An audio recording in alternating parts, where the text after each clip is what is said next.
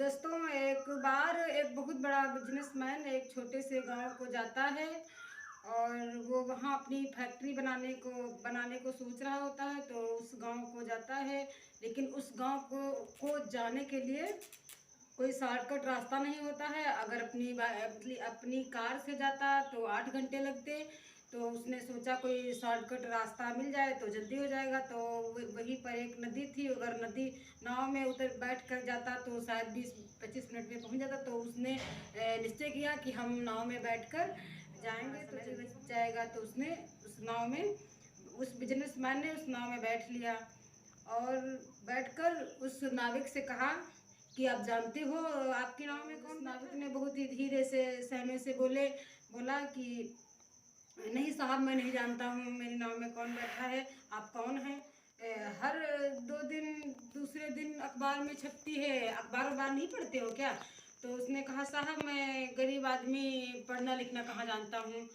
तो बोले आप पढ़ना लिखना नहीं जानते हैं। बड़ी ही आश्चर्य से बोले, आप पढ़ना लिखना नहीं जानते हैं तो ऐसी ज़िंदगी का क्या फ़ायदा।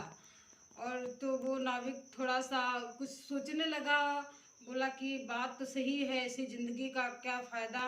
उतने में बोले, वो जो बिजनेसमैन बोला नाविक से, वो जो आगे ज़मीन देख रहे हो वहाँ पे हमारी फैक्ट्री बनेगी और उसमें पानी की बोतलें बनेगी।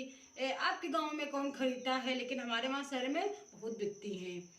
तो वो नाविक सोचने लगा और उसी बीच नाव एक पत्थर से टकराई। वहाँ पर पानी बहुत गहरा था, मतलब जो नदी थी वो बहुत गहरी थी। वहाँ पर पत्थर से टकराई और पानी नाव में भरने लगा।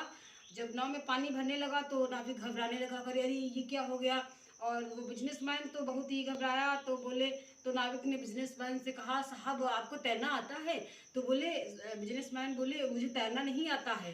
तो बोले कि साहब, ऐसी ज़िंदगी का क्या फ़ायदा, जो आपको तैरना नहीं आता है, ऐसी ज़िंदगी का क्या फ़ायदा। तो बिजनेसमैन को अपनी गलती का एहसास हुआ, क्योंकि उसने पहले नाविक को बोला था कि ऐसी ज़िंदगी का क्या फ़ायदा जो पढ़ना लिखना न जाने। तो फिर उनको अपनी गलती का एहसास हुआ और उसने बिजनेसमैन ने नाविक से कहा आप मेरी, और हम आपको जो मांगोगे वो दूंगा।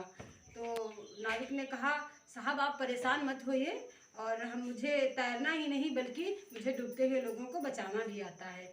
तो उस नाविक ने कहा बिजनेसमैन से, आप मुझे कस के पकड़ लो और मैं आपकी जान अपनी भी जान बचाऊंगा और आपकी भी जान बचाऊंगा। और इसी तरह दोस्तों, नाविक ने अपनी भी जान बचाई और उस बिजनेसमैन की जान बचाई। तो दोस्तों, हमें इस कहानी से यही सीख मिलती है कि किसी भी छोटे या बड़े काम का मजाक नहीं उड़ाना चाहिए। किसी भी इंसान का मजाक अब ये नहीं सोचना चाहिए कि वो हमसे बहुत छोटा है और हमें पता नहीं ज़िंदगी में कब किससे और कैसे कहाँ ज़रूरत पड़ जाए।